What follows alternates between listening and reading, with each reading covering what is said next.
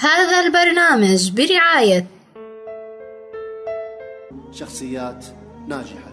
الشخصية الناجحة تحتاج لهدف تعمل من أجله. هناك شخصيات ناجحة بدأت من الصفر، بل من أقل من الصفر. ليست شخصيات غربية، بل هي شخصيات عربية. الشيخ سليمان الراجحي من شخص لم يكمل تعليمه، عمل حمالا ثم طباخا ثم موطن، إلى أن أسس شركة الراجحي للصرافة، والآن هو من ضمن قائمة المليارديرات العرب حسب التصنيف العالمي لمجلة فوربس الأمريكية عن أغنياء العالم. نزار شقير من صاحب محل حلويات متواضع في شارع الحمراء في بيروت، إلى محال تنتشر في مختلف أرجاء العالم عبر شركة باتشي للشوكولات ومستلزمات المائدة، إلى أهم الأسماء التجارية في عالم الأعمال. الشيخ صالح كامل من موظف حكومي فمعقب فمقاول إلى مستثمر ورجل أعمال أسس مجموعة دل البركة، إلى أكبر شركة في تنوع استثماراتها التجارية والاقتصادية. علي نعيمي من عامل ثم موظف إلى مهندس ليكون أول سعودي يترأس شركة أرامكو، ثم وزير بترول في بلاده ليصبح أحد العقليات الباهرة في أوبك.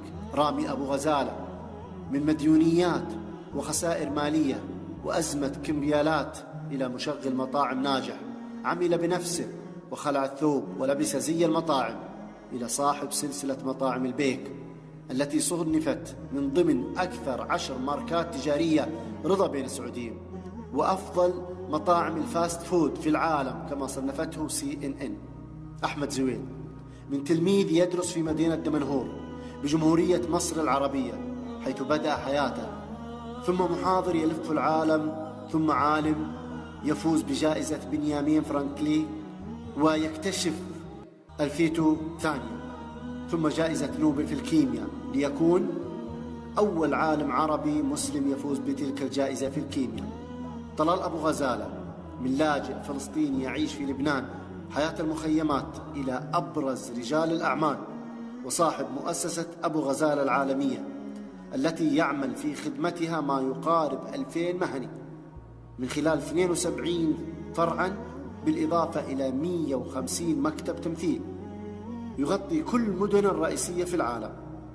فالنجاح لا يعرف جنس أو لون أو عمر ولا غني أو فقير، بل يعرف فقط من يريد أن يصل له. أنت، نعم أنت، هل تريد أن تكون شخصية ناجحة؟ ابدأ الآن، فالله معك.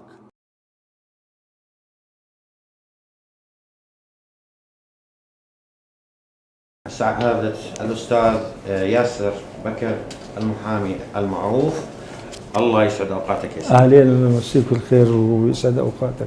شكرا لك على هذه الاستضافة. سيدي بداية يعني خلينا نحكي ولو بسطوة قليلة عن حياتك المهنية في البداية. متى بلشت محامي؟ خلينا نحكيها بلغة عامية مشان الناس تفهم. أنا محامي منذ عام 1984 ما شاء الله.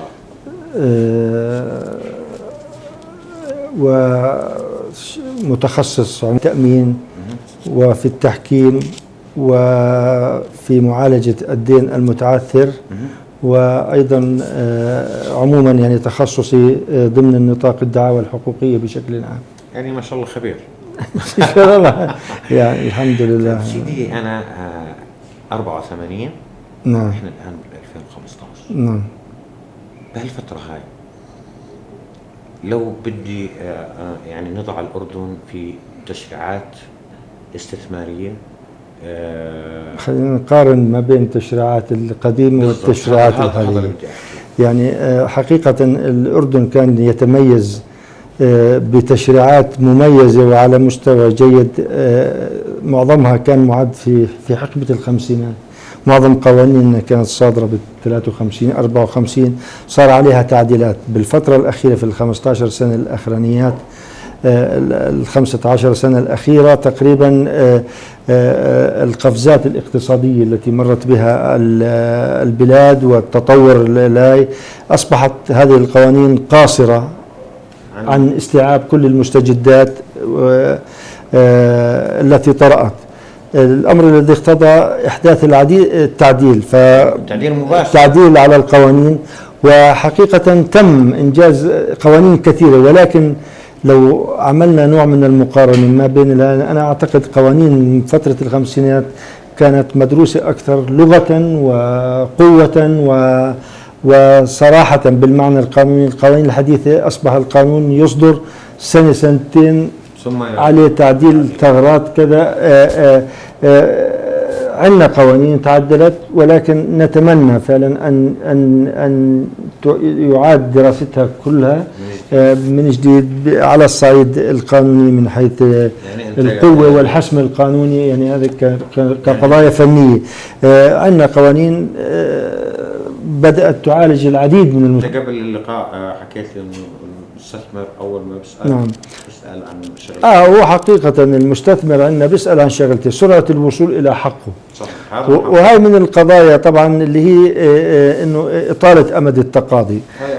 إطالة أمد التقاضي انه احنا للأسف بحكم التشريعات، يعني بعض النصوص القانونية وفي ثغرات قانونية، انه كانت مدة التقاضي تستغرق وقت طويل، 5 سنوات، مرات 4 سنوات، في بعض القضايا أكثر. وكان عندنا أيضا في بطء في عندما تروح على التنفيذ بعد إنهاء الدعوة والحصول على حكم قطعي مكتسب الدرجة القطعية للتنفيذ تستغرق نفس المدة في بعض القضايا إذا لا تتوافر أموال بالهاي.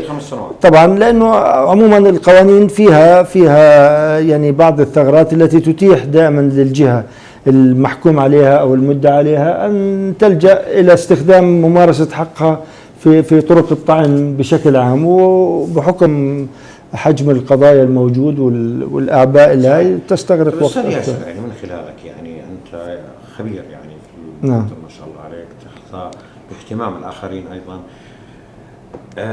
ليش ما يكون جهدنا مركز على معالجة مثل هذا؟ هلا هاي الجهد هذا فعلا حقيقة بذل جهد، وأنا يعني بصفة شخصية في الفترة الأخيرة عاصرت عدة قوانين تم التطوير عليها وفي اهتمام يعني نعم في جدية على حاليا.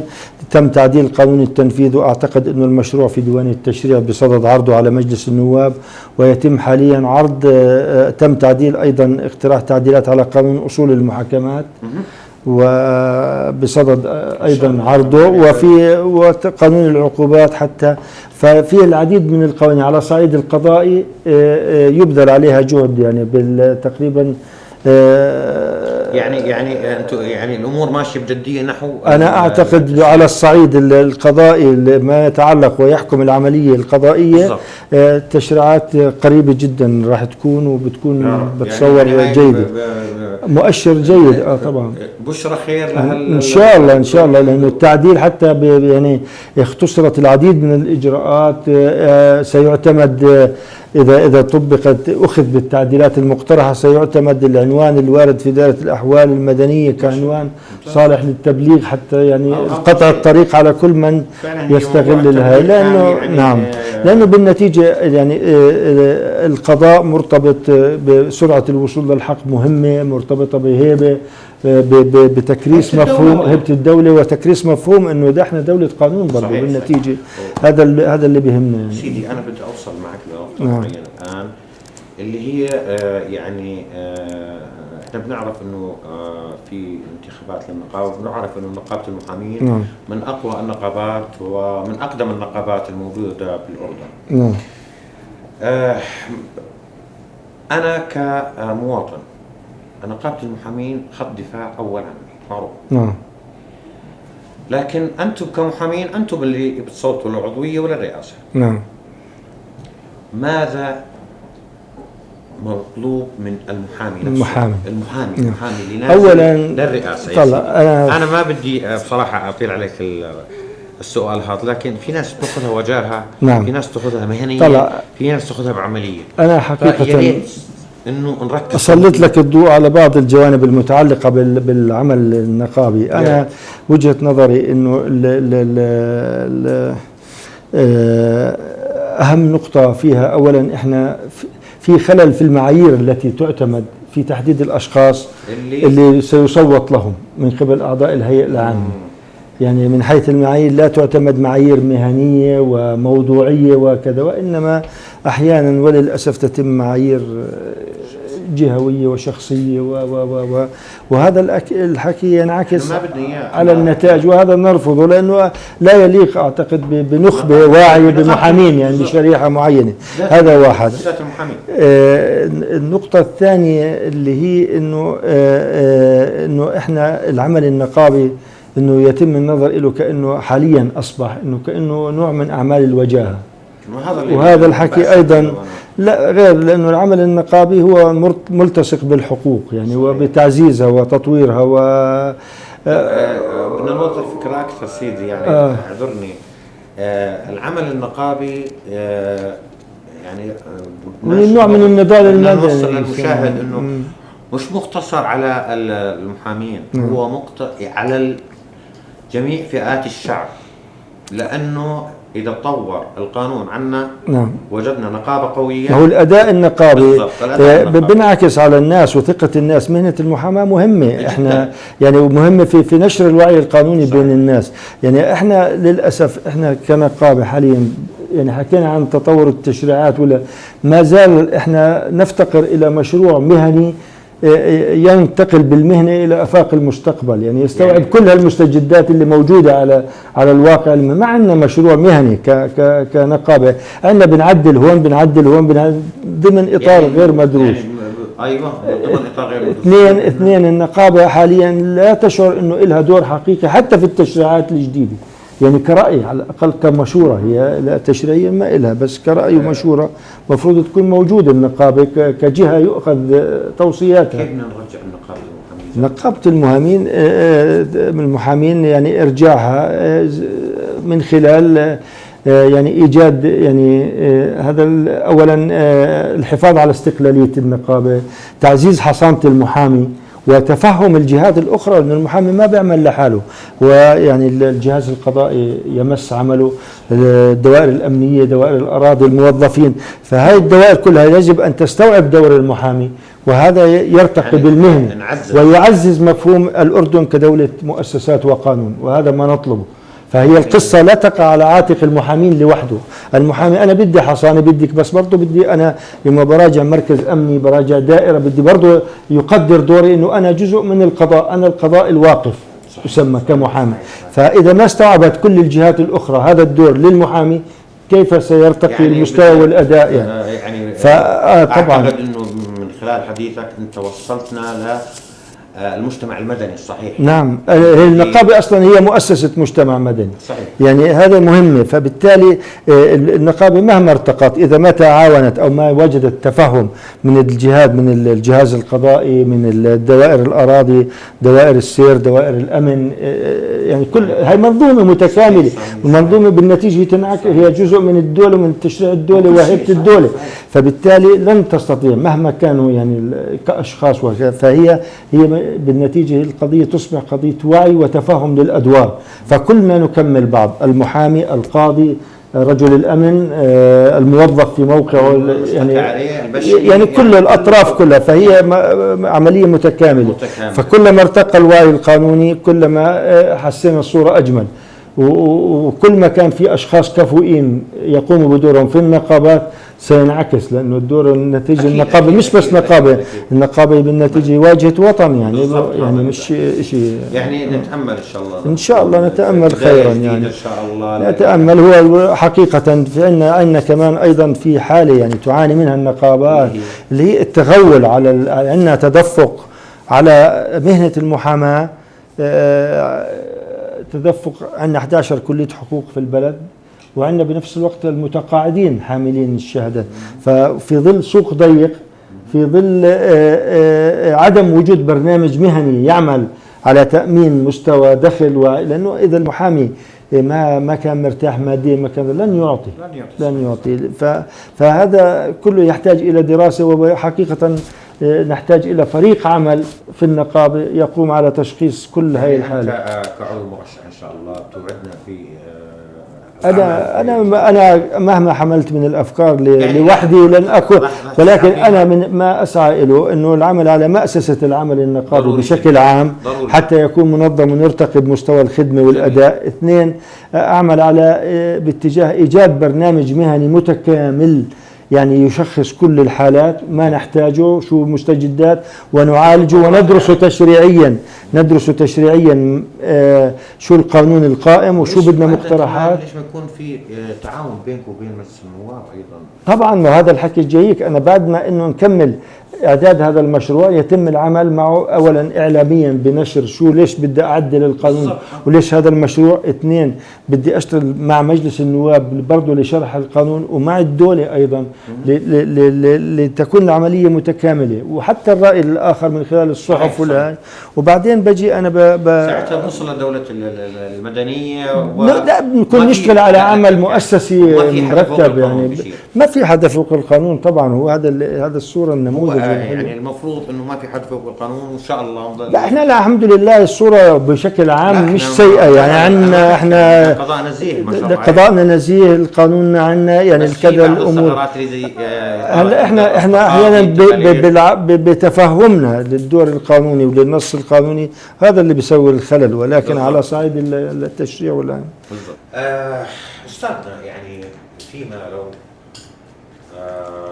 حصلت على عضوية النقابة ان شاء الله نتحصل عليها ان شاء الله، لانه سمعتك طيبة وشعبيتك عالية وتحضر اهتمام الاخرين. شو يعني من المقترحات اللي انت شايف انه لا بحاجه للتعديل، بحاجه الى ارتقاء بهذا المجتمع؟ حقيقة ابتداء اولا انا من الناس الذين يؤمنون بان التغيير لا يمكن يعني تحقيقه في الواقع المهني النقابي للمحامين مباشرة، انما يحتاج اولا الى تصحيح المعايير التي نعتمد عليها في تحديد الاشخاص الذين نرغب بالتصويت لهم ونرغب أن يمثلونا باعتماد معايير موضوعية بعيدة عن الشخصنة وعن الإقليمية والجهوية والطائفية، لأنه بالنتيجة هذه النقابة هي نقابة تمثل مؤسسة مجتمع مدني وتمثل صرح مميز في صروح هذا البلد ونحتاجه، ودورها له انعكاس كبير على صعيد الناس.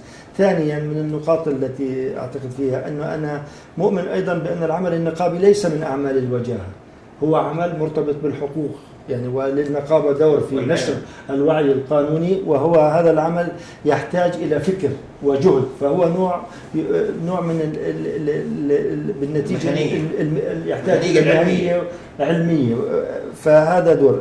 موضوع آخر أنا سأعمل باتجاه إيجاد برنامج مهني متكامل لمهنة المحاماة يحدد ملامح المهنة ويستشرف آفاق المستقبل، ينتقل بها إلى المستقبل، يستوعب المستجدات، ينظم المهنة بشكل دقيق بما يتلائم واقع السوق الموجود لخلق فرص عمل للمحامين ومصدر دخل كريم ولهم تعمل عليه كافة المجالس بمعزل عن تغير الأشخاص، برنامج قائم على أسس علمية. وأنا يعني الطالب بس يتخرج لا مش الحقوقي، يعني أنا أقترح إنه عندنا مشاكل على صعيد التوكيل الإلزامي، صعيد التأمين، التقاعد، صحيح. الحصانة، كل هاي الشغلات. يعني هذا لو شكلت لجنة من محامين تضم فئات عمرية مختلفة تعمل على استقطاب حلول من الهيئة العامة لهذه المشاكل بعد أن تقوم بتبويبها وتنظيمها تعمل على إعدادها كمشروع وتدرس التعديلات القانونية في الأنظمة والقوانين المرتبطة بهذه التشريعات وتعرضها على المجلس، ومن ثم تعرض على النواب والحكومة، ويتم عمل إعلامي للناس إبرازها كقانون بإيصالها بالنتيجة لترجمته كقانون. هذا مشروع آخر، وأيضا تسليط إعلامي عليه. وحقيقة موضوع الحصانة ودور وتفهم المؤسسات الأخرى واللي حكينا عنه صحيح. إنه هذا مهم. وفي قطاع الشباب يعني جدا عندنا حفظ حقوق المحامين في المكاتب الكبرى، حفظ حقوق المحامين من حيث حد أدنى بالراتب، من حيث إشراكهم بالضمان الاجتماعي، المحامين الذين لا يملكون مكاتب خاصة. هذول النقطة الثالثة اللي هي أيضا المكاتب الخارجية، يمنع على المحامي الأردني أن يعمل في دول أخرى في الوقت الذي تأتي مكاتب تعمل لدينا. تحتاج إلى تنظيم، إلى إلزام بحد أدنى من المحامين برواتب، وإعطاء المعاملة بالمثل للمحامي الأردني. يعني مهم خليه يكون مرتاح لما يشتغل. نعم. فعموما ضمن يعني وجهتك للشباب، وجهة نظرك إن شاء الله إن شاء الله، وتشجيع المكاتب، لأنه أعتقد في ظل اللي بنحدثه أن نتجه باتجاه المكاتب المشتركة والجماعية لتعزيز قدرة المحامي على المنافسة، وبنفس الوقت على تعزيز خبرته. نعم، يعزز الخبرة والعلاقات، وبنفس الوقت هذا ينعكس على دخله ويد الله مع الجماعة. فإن شاء الله نأمل يعني إيد واحدة ما بتزقف. وإن شاء الله إحنا معك يا سيدي. شكرا. وغير هيك أيضا بدنا كل عضو من النقابة إنه أو من اللي بدهم ينتخبوا أنهم يتقوا الله أولا ويختاروا الشخص الملائم.